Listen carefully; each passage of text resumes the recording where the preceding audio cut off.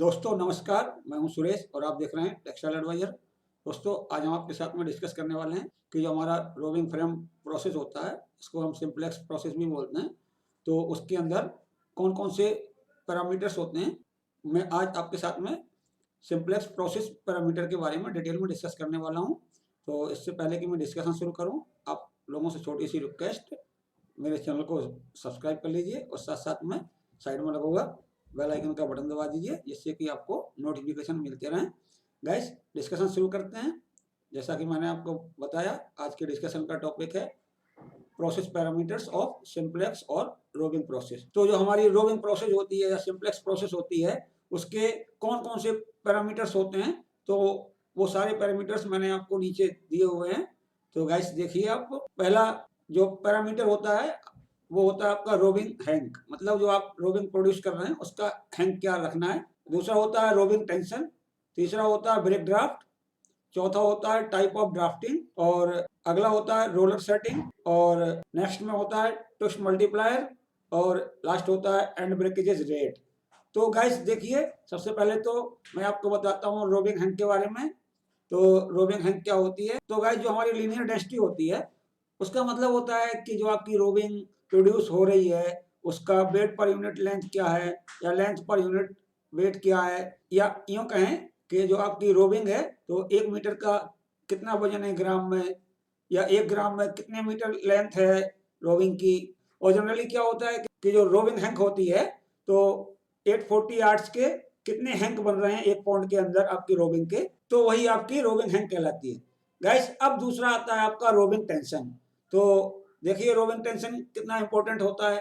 तो गाइस जो roving tension होता है बहुत इंपॉर्टेंट होता है, बहुत महत्वपूर्ण होता है। वो क्यों होता है? वो इसलिए होता है गाइस कि जो आपकी यान की क्वालिटी हो गई या रोविंग की क्वालिटी निकल के आती है आफ्टर प्रोसेस, तो वो बहुत प्रभावित होती है आपके रोविंग टेंशन से। आपकी प्रोडक्टिविटी भी प्रभावित होगी, आपकी क्वालिटी भी प्रभावित होगी। गाइस जो रोविंग टेंशन क्रिएट होता है हमारी सिंप्लेक्स प्रोसेस के अंदर, तो वो 3 प्रकार का होता है। तो देखिए यहाँ पे जो पहला प्रकार का रोविंग टेंशन क्रिएट होता है, तो गाइस जो पहला टेंशन क्रिएट होता है जब आप एम्प्टी बॉबिन को अपने स्पिंडल के ऊपर रखते हैं, और जो हमारा मोशन ट्रांसमिशन बेल्ट होता है, तो उसकी पोजीशन आपके जो पॉजिटिव ड्रिवन कॉन्ड्रम है उसके ऊपर कहाँ पे है, तो उससे आपका जो टेंशन होता है रोविंग का वो प्रभावित होता है। अब जब आपकी पैकेज बिल्डिंग हो रही है, जो पैकेज बिल्डिंग मोशन होता है, तो उसके स्पेसिफिकेशन भी आपको प्रभावित करते हैं कि जो आपकी रोविंग का टेंशन है वो कितना रहेगा। तो वहां पे क्या होता है, एक रैचेट व्हील लगा होता है, एक लिफ्टर व्हील लगा होता है। तो कितने टीथ का रैचेट व्हील लगना चाहिए, कितने टीथ का आपका लिफ्टर व्हील लगना चाहिए, उस पर डिपेंड होता है। जो हमारा फ्लायर होता है और बॉबिन होता है, उसके जो पेरिफेरल स्पीड होती है, तो उसका डिफरेंस होता है, उसको हम हमेशा सेम रखते हैं, कांस्टेंट रखते हैं। ये जो डिफरेंस होता है, इसको हम जो ड्राफ्टिंग रोलर से हमारी डिलीवरी हो रही होती है उससे थोड़ा सा हम ज्यादा रखते हैं। तीसरा पॉइंट होता है जब आपकी पैकेज बिल्डिंग होती है, तो आपका जो बॉबिन रेल होता है ऊपर नीचे होता है, मतलब रिवर्सल मोशन होता है उसमें। तो वहां पे आपको जो रोविंग टेंशन होता है उसको मतलब सही तरीके से हम रैचेट व्हील का चुनाव करते हैं। तो यदि हमारा जो रैचेट व्हील है उसका मूवमेंट प्रॉपर होगा तो हमारा रोविंग टेंशन भी सही होगा।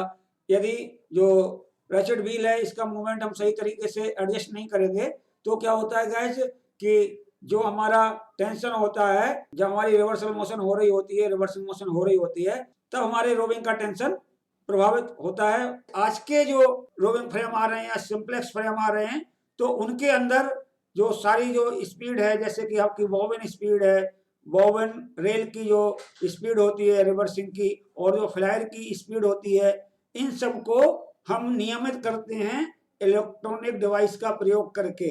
और जो भी रिक्वायर्ड पैरामीटर्स होते हैं उनको हम अपने कंप्यूटर में फीड कर देते हैं। अब गाइस नेक्स्ट में आता है आपका ड्राफ्टिंग अरेंजमेंट। तो देखिए गाइस जो आपका ड्राफ्टिंग सिस्टम होता है वो 150 डिग्री पे झुका हुआ होता है। तो जो हमारा ड्राफ्टिंग रोलर होता है उनका जो झुकाव होता है 150 डिग्री, तो उससे गाइस क्या होता है, जो हमारा फाइबर्स का फ्लो होता है वो स्मूथ हो जाता है टुवर्ड दी रोविंग बॉबिन। ये जो इंक्लिनेशन होता है ड्राफ्टिंग सिस्टम का, इससे हमारी रोविंग का ब्रेकेज भी कंट्रोल होता है।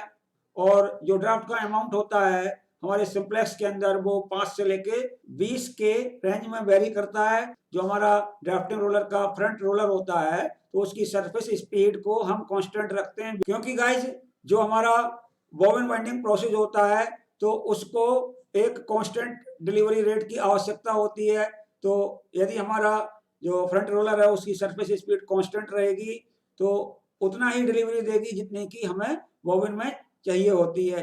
तो इससे क्या होता है कि हमारा जो रोविंग होता है उसके ऊपर कंट्रोल भी अच्छा होता है। अब आता है गाइस आपका ब्रेक ड्राफ्ट। जो हमारा ब्रेक ड्राफ्ट होता है रोविंग के अंदर तो उसका क्या इंपॉर्टेंस होता है, देखिए गाइस हम पीछे से स्लाइवर की फीडिंग करते हैं तो ब्रेक ड्राफ्ट का काम होता है कि वो आपके स्लाइवर को स्ट्रेट करके रखता है, स्लाइवर की स्लैकनिंग नहीं होने देता है। इससे आपके जो फाइबर होते हैं स्लाइवर के अंदर वो पैरेलल बने रहते हैं और स्ट्रेट भी बने रहते हैं। गाइस ये जो ब्रेक ड्राफ्ट होता है, यदि हम ब्रेक ड्राफ्ट का जो एम्प्लॉयमेंट होता है या ब्रेक ड्राफ्ट की जो अमाउंट है यदि जरूरत से ज्यादा रखते हैं तो क्या होने लगता है कि वहां पे फॉल्स ड्राफ्ट होता है वो क्रिएट होने लगता है। तो वहां पे आपकी स्लाइवर की जो यूनिफॉर्मिटी होती है वो प्रभावित होती है।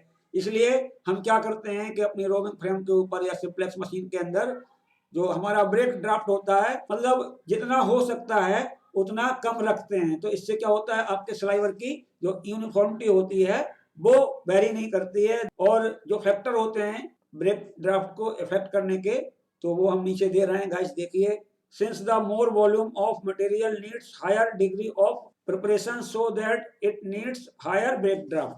क्या होता है कि जो हमारा स्लाइवर फीड हो रहा है उसका यदि अब लीनियर डेंसिटी ज्यादा होगा, वेट पर यूनिट लेंथ ज्यादा होगा तो उसके सैगिंग के उसके स्लैकनिंग के चांसेस ज्यादा होंगे। तो आपको हायर ब्रेक ड्राफ्ट की आवश्यकता होती है। कभी कभी क्या होता है कि जो हम मटेरियल प्रोसेस कर रहे हैं उसके अंदर क्या होता है कि मॉइस्चर कंटेंट यदि ज्यादा होता है तो वहां पर भी हमें हायर ब्रेक ड्राफ्ट की आवश्यकता होती है।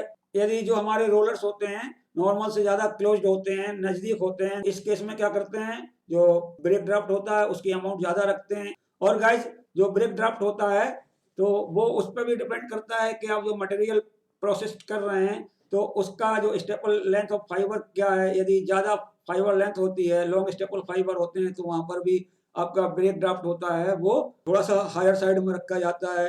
गाइस जो ब्रेक ड्राफ्ट होता है तो इसकी जो वैल्यू होती है वो आपकी 1.13 से लेके 1.35 तक वेरी करती है। अब गाइस आता है आपका मेन ड्राफ्ट। जो आपका ड्राफ्टिंग जोन होता है वहां पर आपके फाइबर की ड्राफ्टिंग होती है तो उस जोन को हम मेन ड्राफ्ट बोलते हैं। अब आता है आपका टेंशन ड्राफ्ट। तो जो टेंशन ड्राफ्ट होता है तो उसका ये ऑब्जेक्टिव होता है कि वो आपके स्लाइवर पे जो रिक्वायर्ड टेंशन होता है उसको प्रोवाइड करता है।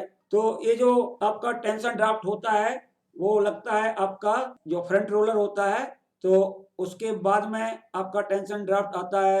तो जो फ्लायर होता है और आपका फ्रंट रोलर की नेप होती है उसके बीच में क्या होता है कि ट्विस्ट की इंसर्शन होती है। तो वहां पे आपको थोड़ा सा अपने जो रोविंग होती है उसको टाइट रखना पड़ता है। और जो हमारा टेंशन ड्राफ्ट होता है रोविंग फ्रेम के अंदर या सिंप्लेक्स फ्रेम के अंदर तो वो आपकी जो स्लाइवर की इवननेस होती है उसको बना के रखता है, सही रखता है। अब गाइस आता है आपका effect of roller setting in simplex frame. मतलब जो रोलर सेटिंग होती है उसका क्या इफेक्ट होता है सिंप्लेक्स में। देखिए तो जो फाइबर होता है उसकी ग्रिपिंग पॉइंट कहाँ होती है, दोनों जो रोलर होते हैं टॉप रोलर और बॉटम रोलर उसके बीच की जो निप होती है वहां पे फाइबर की ग्रिपिंग होती है।